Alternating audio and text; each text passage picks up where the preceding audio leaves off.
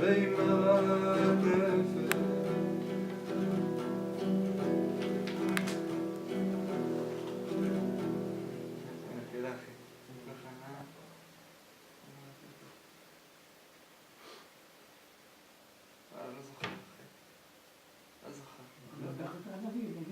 לא, זה לא, המילים שלו.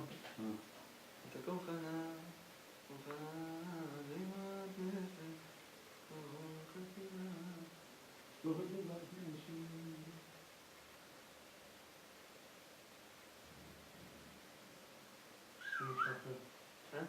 סבבה.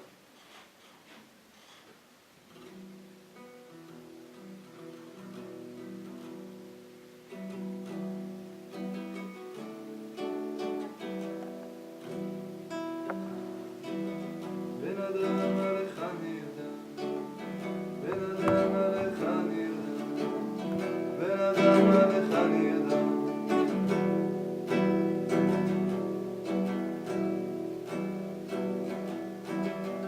בן אדם עליך נרדם, איך אתה בעולם. בן אדם עליך נרדם, סביב רשעים התהלכו, סביב רשעים התהלכו.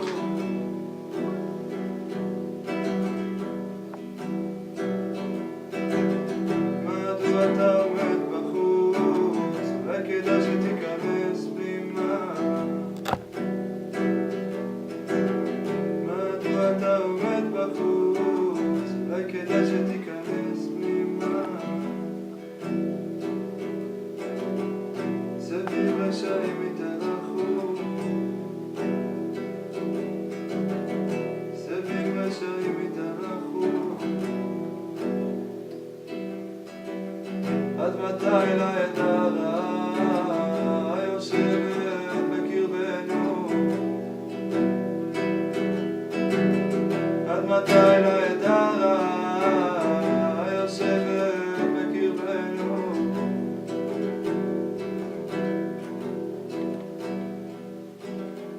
סביב רשעים התהלכו.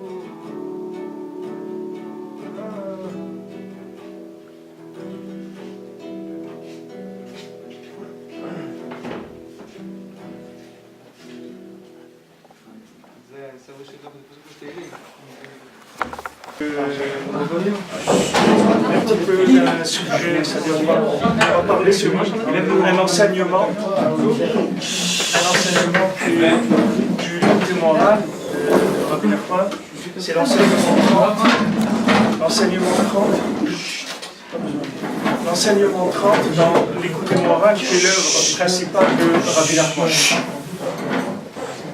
Alors, les enseignements de Rabbi Nachman, leur particularité, c'est-à-dire du côté moral, c'est que ce sont des enseignements pour changer, c'est-à-dire la personne. Ce ne sont pas des enseignements intellectuels, ce sont des enseignements qui agissent sur le nefesh, c'est-à-dire sur l'âme, de manière à obtenir un changement de la personne par rapport à chacun, par rapport à ses besoins. Maintenant ici, dans cette Torah, dans cet enseignement 30, Rabbi Nachman il parle principalement du principe de l'enseignement. C'est-à-dire que ce qu'il révèle ici, c'est que des mauvais élèves, ça n'existe pas. Ce qui existe, c'est rien que des mauvais professeurs. C'est-à-dire, quand un élève n'a pas compris, ça fait partie du sujet. Ça fait partie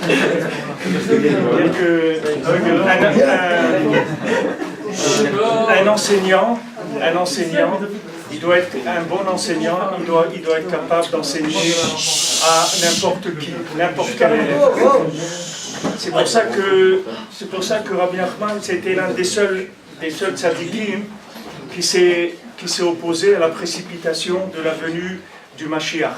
À son époque, Rabbi Nachman, ça fait 2 siècles maintenant qu'il est décédé, et à son époque, Donc en fin du XVIIIe siècle, il a écrit aux rabbinim de l'époque, il était l'époque de Rabbi Israël du Berditchev, de grands rabbinim qui étaient à l'époque, et il leur a dit ne précipitez pas la venue du Mashiach. Parce que les rabbinim, ils ont vu qu'il y avait une baisse dans le judaïsme. Ils ont vu que les gens, dans le judaïsme, leur judaïsme baissait. Donc ils ont dit, le judaïsme il va être en danger. Donc il vaut mieux, comme on dit, sauver les meubles, il vaut mieux essayer d'amener Mashiach maintenant et de sauver ce qu'on peut sauver. Et Rabbi Nachman, il a dit non. Rabbi Nachman, il a dit non. Il a dit il faut attendre, parce que, il dit, moi je vais diffuser des enseignements qui vont permettre à tout le monde de se rapprocher d'Hachem. Tout l'homme Israël, toutes les nations, tous les animaux, toutes les plantes, toutes les pierres. Tout le monde va se rapprocher d'Hachem, c'est-à-dire tout le monde va se réinclure dans là où il est originel, c'est-à-dire d'Akadosh Baruch Hu. Tout le monde va revenir vers Hachem. Il y a des enseignements qui sont faits pour ramener chacun vers Hachem. Alors Mashiach, il sera Mashiach s'il arrive à parler à tout le monde et à ramener tout le monde vers Hachem. Sinon, ce n'est pas un Mashiach. Si Mashiach n'est pas capable de faire tchouva à tout l'homme Israël, alors ce n'est pas Mashiach. Mashiach, il doit avoir un message qui va aller vers chacun et qui va lui révéler Hachem là où il se trouve. Donc, ce n'est pas, si vous voulez, le problème fondamental de l'enseignement, c'est que ce n'est pas à l'élève à venir au niveau du professeur, c'est au professeur à descendre au niveau de l'élève. Alors le principe de l'enseignement de Rabbi Nachman, il est basé sur ça, dans sa généralité. C'est-à-dire que Rabbi Nachman, il n'a jamais demandé à qui que ce soit de venir vers un certain niveau.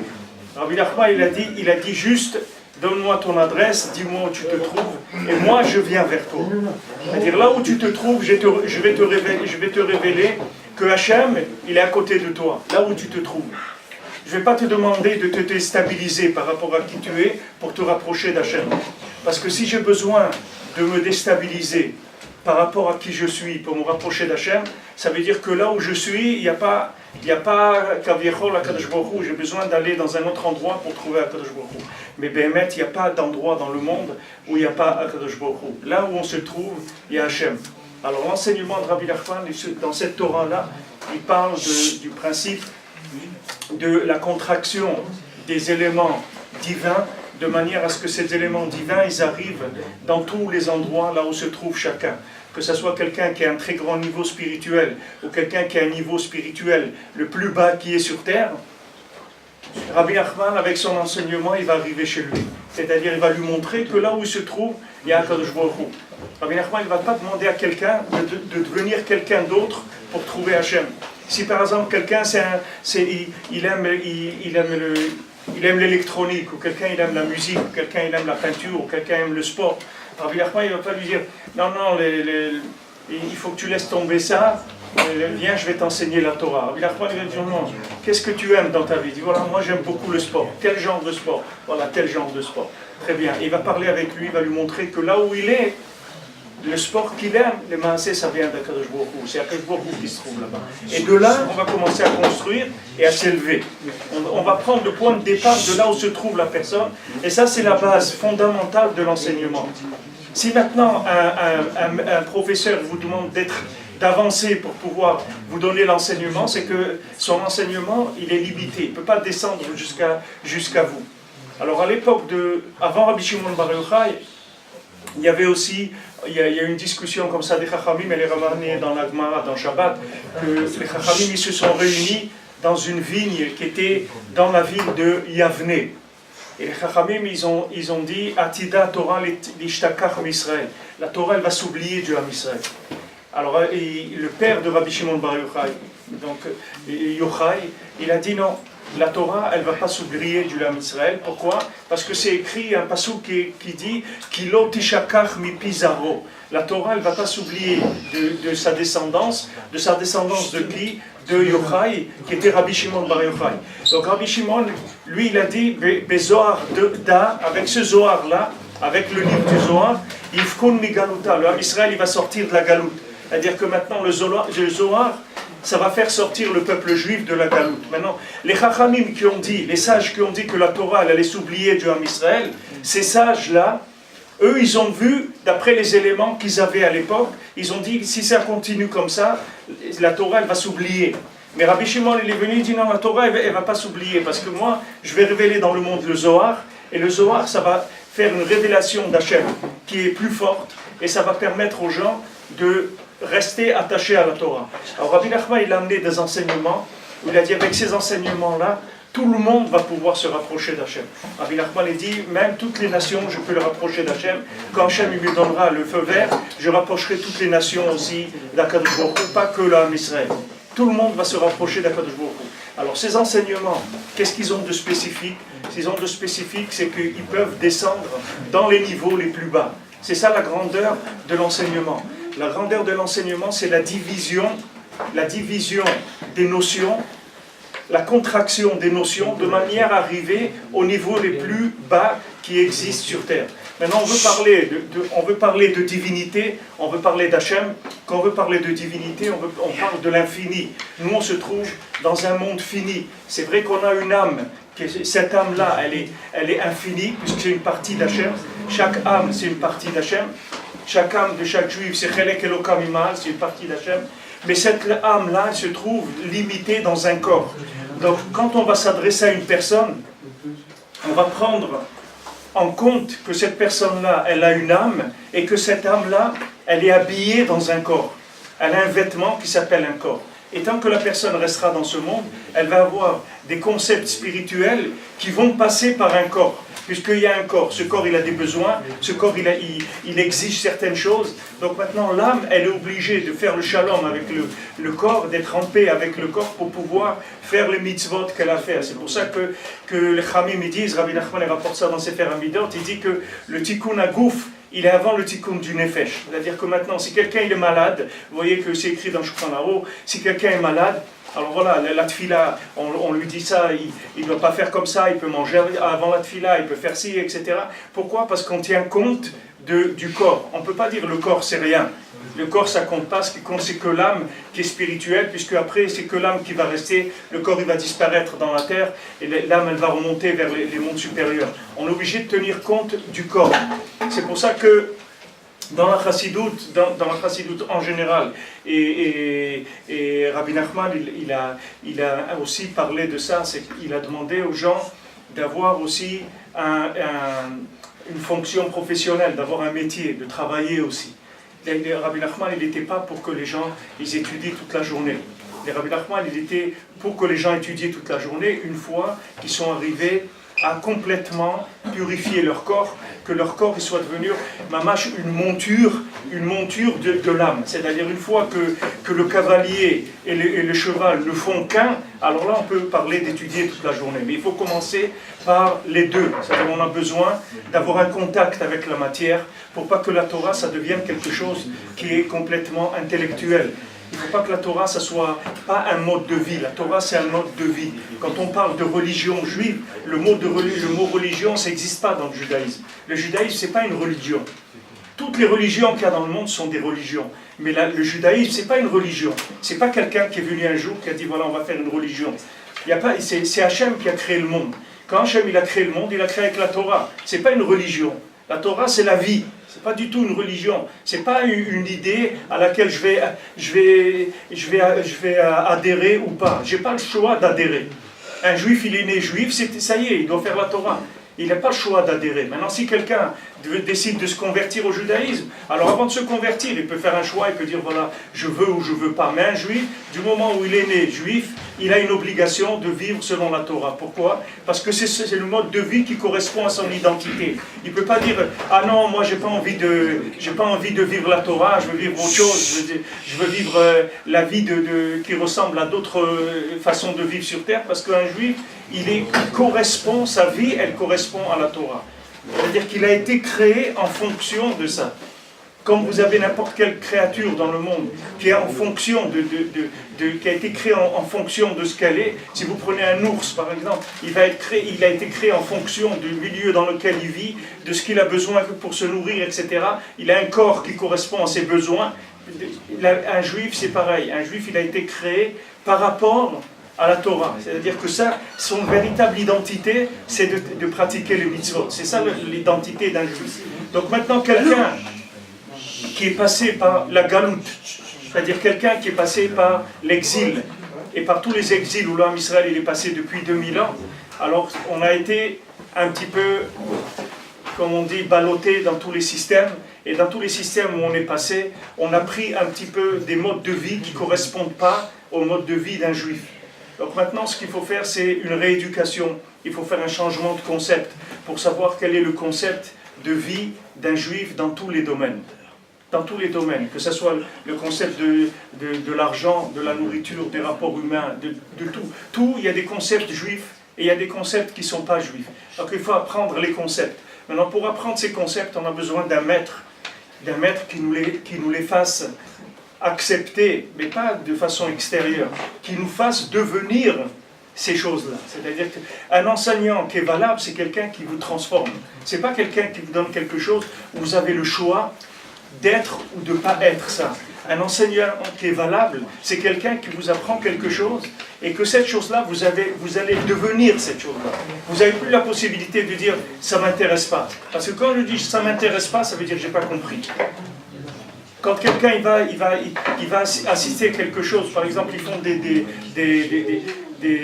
réunions pour empêcher les gens de fumer, pour expliquer aux gens qu'il ne faut pas fumer, que c'est pas bien. D'accord. Alors on leur explique que de fumer c'est pas bien, on fait des films, on montre aux gens les poumons de quelqu'un qui a fumé pendant 20 ans, etc. Alors il y a des gens qui vont arrêter et des gens qui ne vont pas arrêter. Mais ceux qui n'ont pas arrêté, c'est qu'ils n'ont pas compris, c'est tout.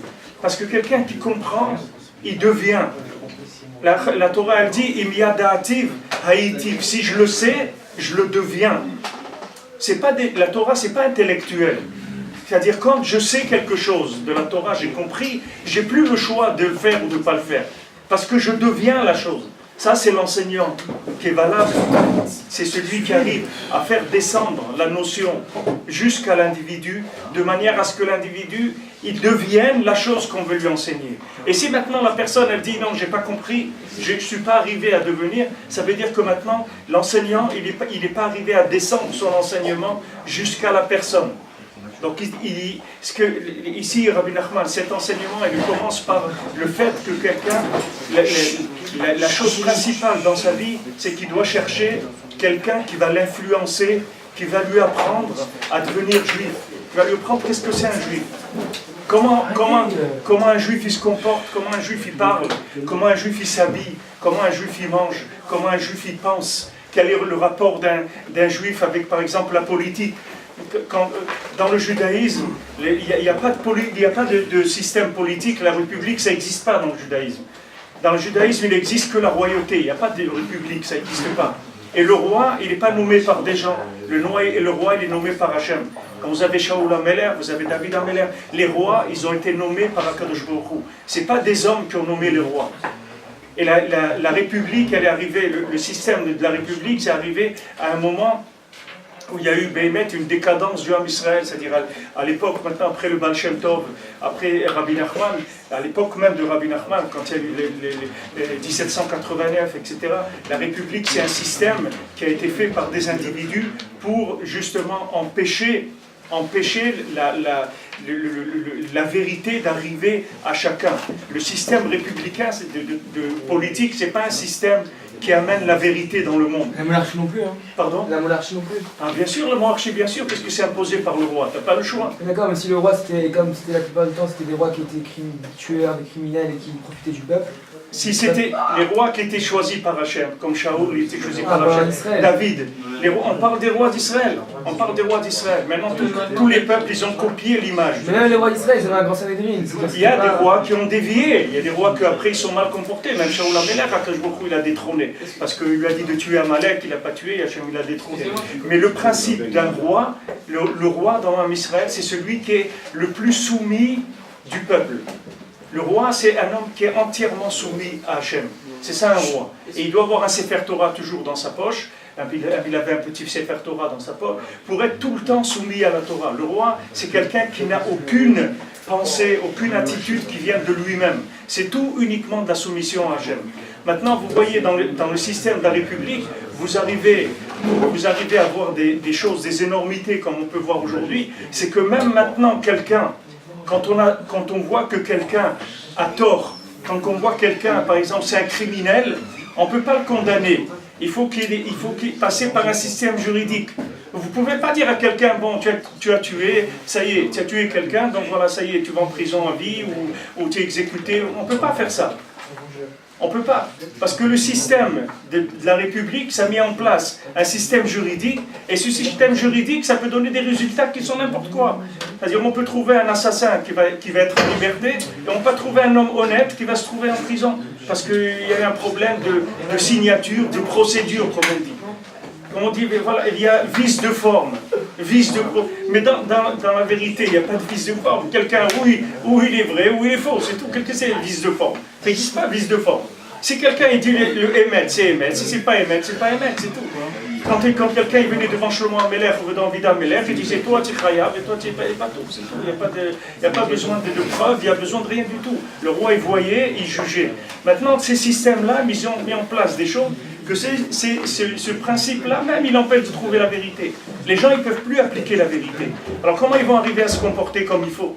Si maintenant il y a des systèmes juridiques, et maintenant si on veut arriver à une vérité, on doit passer par des systèmes juridiques, on ne peut pas faire sortir une vérité. Ça c'est un exemple que je vous donne de différence entre le Ham Israël et les Oumotes. Et pourquoi aujourd'hui on est arrivé dans des systèmes où même le Ham Israël, il est dans cette situation, il n'arrive pas à sortir, parce que la vérité elle n'est pas claire. Il n'y a pas une Torah qui est claire. Il faut que la Torah ce soit claire. Si quelqu'un n'a pas compris, il faut qu'il demande jusqu'à ce qu'il comprenne. Il faut comprendre clairement. Il faut que la Torah elle rentre dans mon cœur et que ça soit clair, que je craigne Hachem, que j'aime Hachem, be'emet. Pas que je fais les mitzvot comme ça, je fais un peu ça et je fais un peu ça. Il faut que je sois convaincu, que je le vive et qu'il n'y ait pas un autre mode de vie pour moi. C'est tout, c'est ma vie, c'est pas quelque chose que je m'impose de force. Si je dois m'imposer de force, ça veut dire que je n'ai pas compris. Parce que quelqu'un qui a compris, si vous dites à un enfant de ne pas toucher le feu, de ne pas jouer avec les allumettes, si maintenant il a compris ce que ça veut dire, il ne va pas faire des efforts pour ne pas jouer avec les allumettes. C'est évident pour lui, parce qu'il sait que c'est quelque chose qui est dangereux pour lui. Donc il n'y a pas de problème. Mais s'il n'a pas compris que c'est dangereux, il a un rapport avec la boîte d'allumettes qui est un rapport d'effort. À chaque fois, il dit ah, c'est vrai, j'ai envie de jouer avec la boîte d'allumettes, mais c'est vrai, mon père m'a dit de ne pas jouer parce que ça peut être dangereux. Mais il n'a pas compris que c'est dangereux. S'il comprend émettre que c'est dangereux, il va devenir la chose. C'est-à-dire que c'est fini, c'est réglé, c'est une chose qui est réglée pour lui. Il n'y a pas une autre façon d'être par rapport à cette chose-là. La Torah, c'est à ça qu'il faut arriver. Il faut que maintenant, le Shulchan Aruch, toutes les lois de la Torah, elles fassent partie de moi-même et que moi je fasse partie de ces choses-là. Que je ne peux pas imaginer un mode de vie autre que celui-là. Parce que pourquoi? Parce que j'ai compris. J'ai compris, ça veut dire que je suis devenu. Ça, ce que ça veut dire, j'ai compris. Et tant que quelqu'un il n'est pas devenu, c'est qu'il n'a pas compris. Alors s'il veut comprendre, il doit chercher. Maintenant, si maintenant le professeur qu'il a, il n'est pas arrivé à le convaincre sur Shabbat, sur la Kashrut, sur des midot, sur n'importe quoi, il doit chercher. Il doit chercher. Comme la Mishnah a dit à Selech Harab, ici Rabbi Nachman il dit que Tzarich kol echad levakesh meod.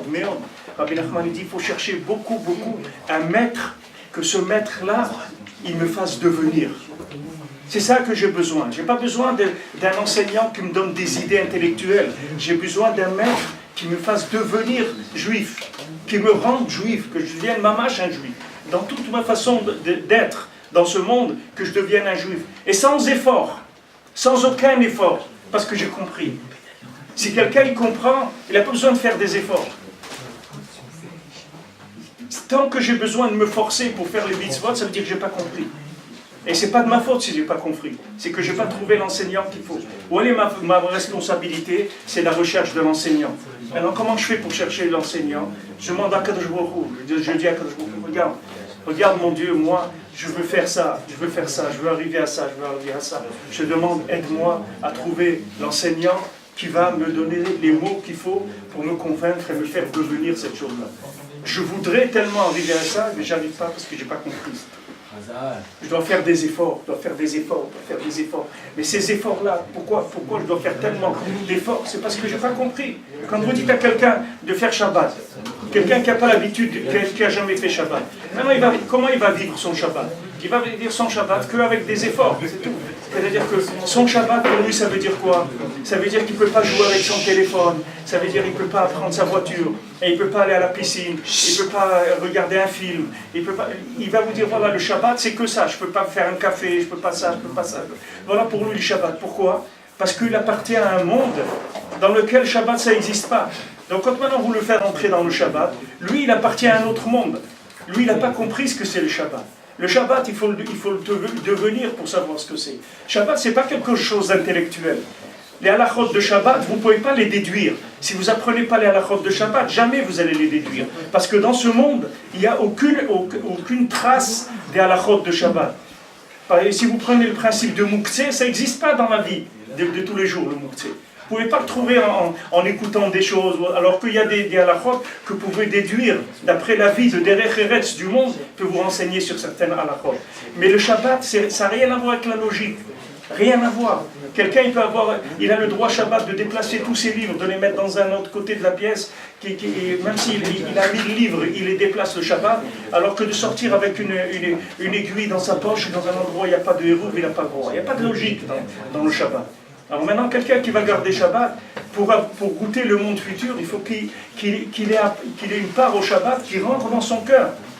Je me souviens quand j'étais à la Yeshiva, alors le Shabbat après-midi, on étudiait la Gemara.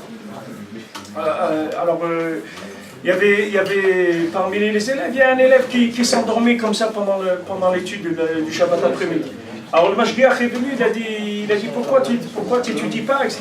Il dit moi je suis fatigué, j'ai envie de dormir le Shabbat, j'ai pas envie d'étudier l'après-midi, il fait chaud, etc. Alors le Mashgiach il a dit mais comment tu sais que c'est ça le Gan Eden, le Gan Eden, le Shabbat, c'est ça le Gan Eden, c'est le paradis, tu vas étudier la Gemara, etc.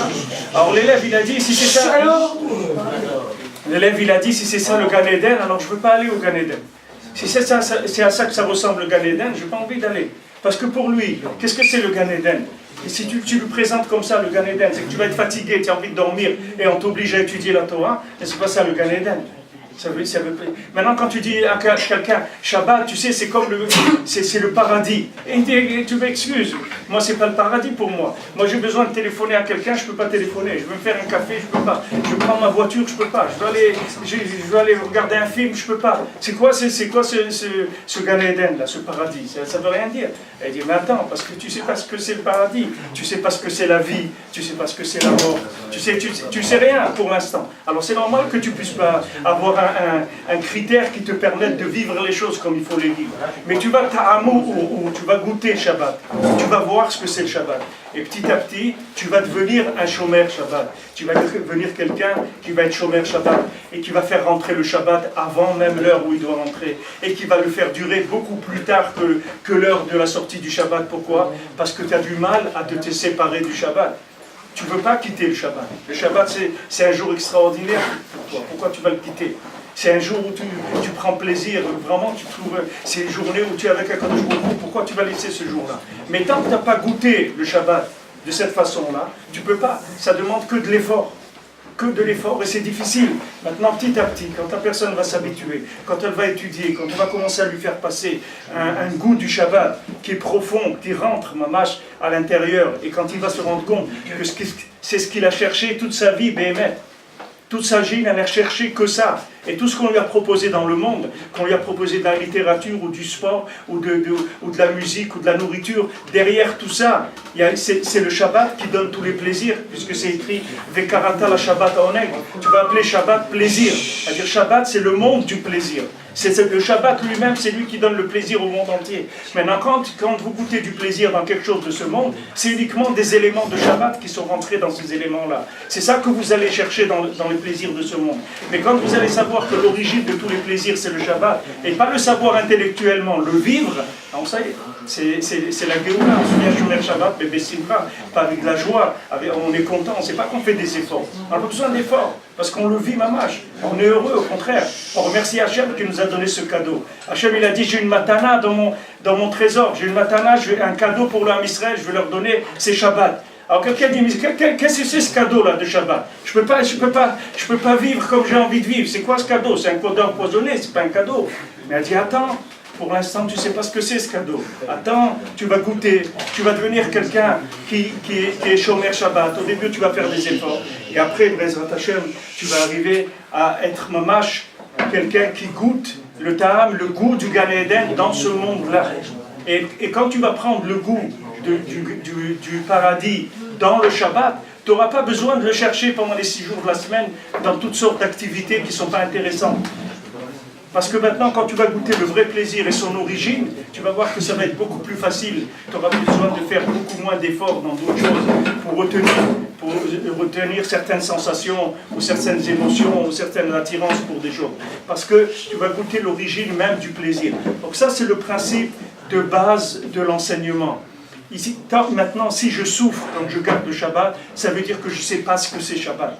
Donc j'ai besoin de trouver un maître qui va m'enseigner ce que c'est le Shabbat. Et maintenant, si je ne l'ai pas trouvé, si ce n'est pas mon voisin, ou si ce n'est pas mon professeur, ou si ce n'est pas mon père, ou mon oncle, ou mon cousin, je dois chercher. Je dois demander à Kadosh Baruch Hu, je t'en prie, je vois, c'est écrit que le Shabbat c'est un jour de plaisir. Et moi, je n'arrive pas à avoir du plaisir le Shabbat. Alors je te demande, aide-moi à trouver un maître, que ce maître-là, il va me faire goûter le Shabbat, de manière à ce que je devienne un vrai Shomer Shabbat. Un Shomer Shabbat Be'emet, pas un Shomer Shabbat qui attend que ça finisse et qui essaie de rentrer, qui rentre dans le Shabbat à la dernière minute parce que c'est difficile pour lui, c'est comme si un jour on va le rendre absent de la vie. Pendant un jour, on va lui enlever son téléphone, on va enlever son internet, on va lui enlever ses jouets, on va lui enlever ce qui représente pour lui la vie. Alors on va lui dire, sois absent de la vie pendant un jour. C'est ça, lui, la sensation qu'il a du Shabbat. Mais c'est pas ça, le Shabbat. C'est le contraire, le Shabbat. Le Shabbat, c'est enfin, je jette ce téléphone. Enfin, ça y est, personne ne va m'appeler pendant un jour. Je suis tranquille, Baruch Hashem, je suis bien. Baruch Hashem, je peux parler avec ma famille, je peux être bien avec mes amis, je peux étudier tranquillement. Je rentre dans un livre, je sais que je ne vais pas être dérangé. Je sais mais tout ça, ça ne peut pas venir par des explications intellectuelles. Ça peut venir que si on fait rentrer Be'emet dans le nefesh de la personne, les notions. Alors maintenant ça, il faut un spécialiste, quelqu'un qui fait rentrer ces notions à l'intérieur de l'individu, de manière à ce qu'il le transforme. Rabbi Nachman, il ne vous demande pas de comprendre quoi que ce soit. Rabbi Nachman, il dit, écoutez mes enseignements, étudiez mes enseignements, parlez avec Dieu, et vous allez devenir quelqu'un d'autre, c'est tout. On se retrouvera, vous allez devenir quelqu'un d'autre.